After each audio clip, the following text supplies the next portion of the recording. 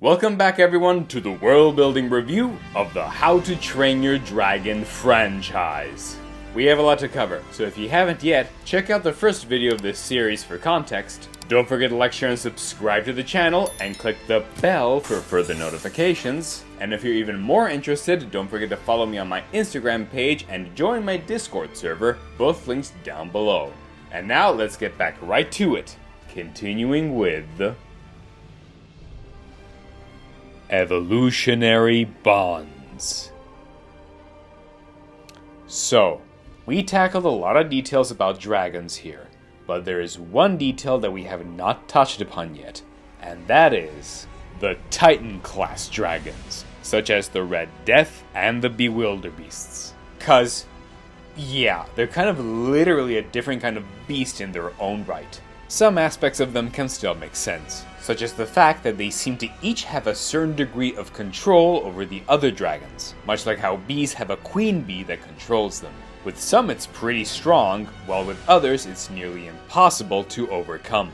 They also each serve as either protectors or gatekeepers of some aspect of the dragon's lives. The Red Death is literally immersed in a huge underground volcano, which one could argue could have been another opening to the hidden world, and it creates a ransom towards the other dragons, where they have to feed it, or his huge ass won't let him through. It's man!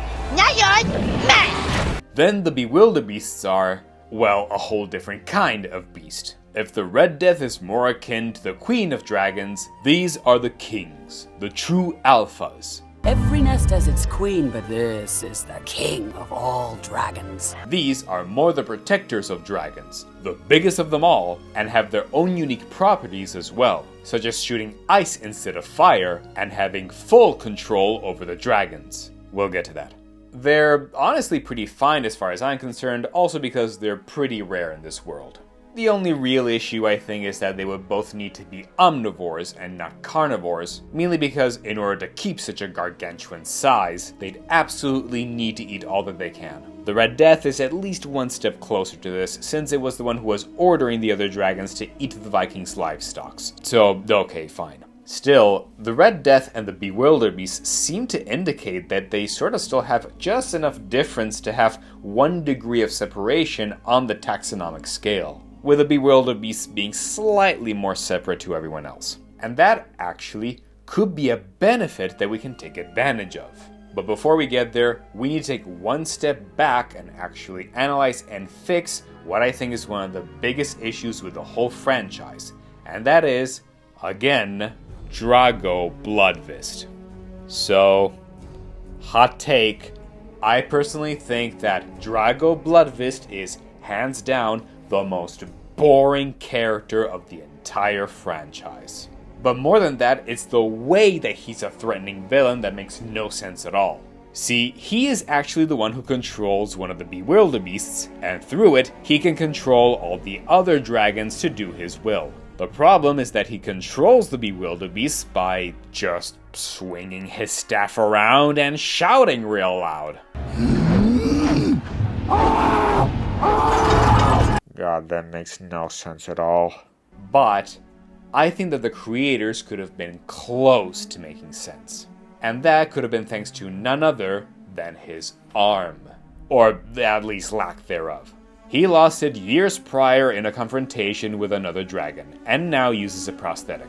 Okay, fine. But pay attention to the way the Bewilderbeast controls the other dragons. They seem to use a series of vibrations and sounds, making even their little whiskers shake.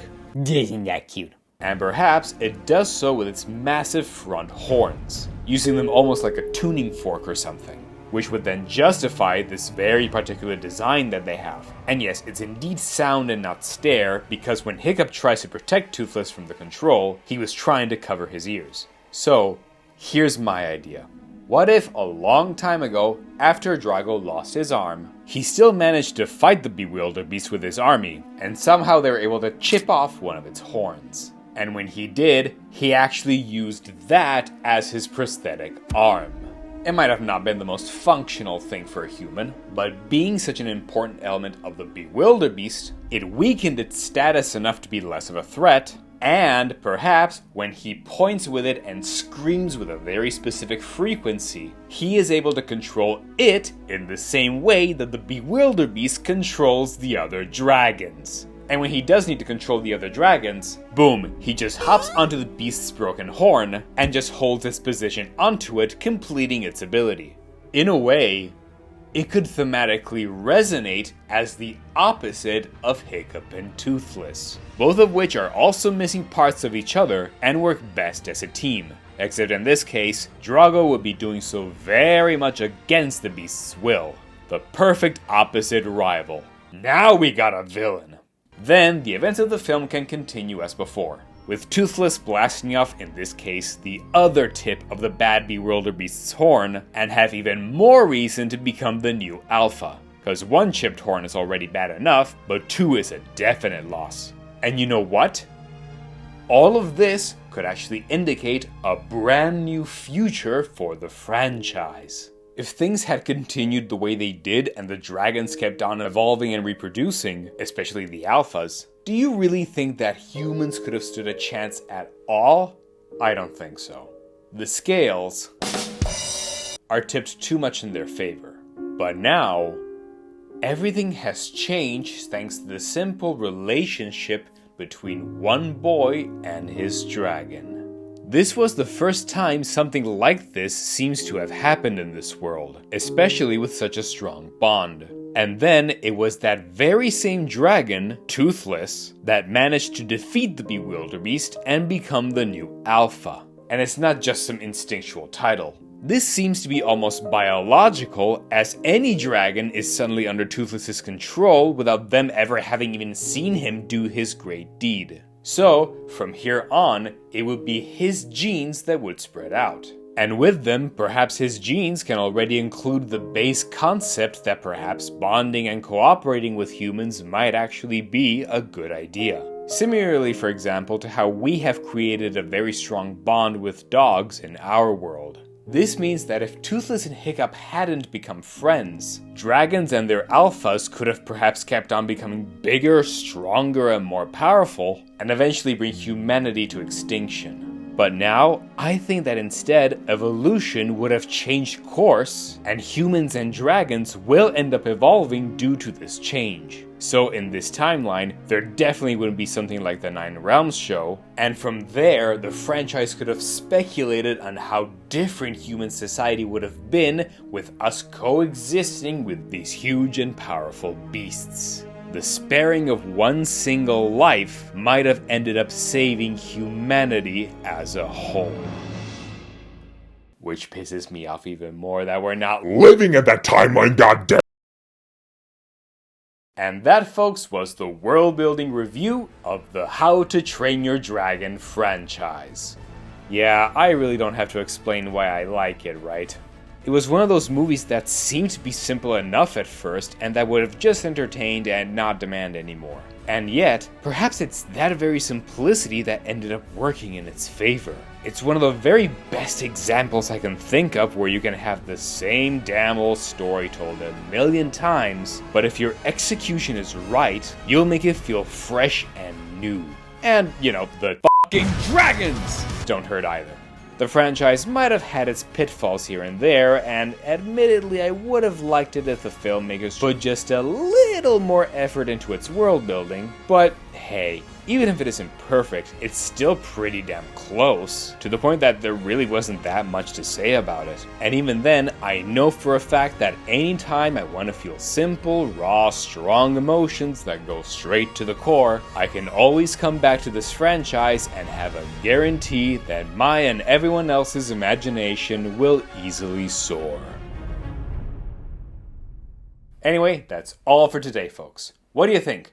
Am I right? Am I wrong? Am I talking out of my ass? Maybe. Let me know what you think in the comments down below. Feel free to like, share, and subscribe to the channel. Please subscribe to my Patreon to help support what I do here. Don't forget to join my Discord server, as well as the official Instagram page of this channel if you want to follow up for more. And by the way, we also have TikTok now. The links to all of these are in the description down below. And if there's any other franchise whose world building you'd like analyzed, let me know. Until next time, keep building worlds!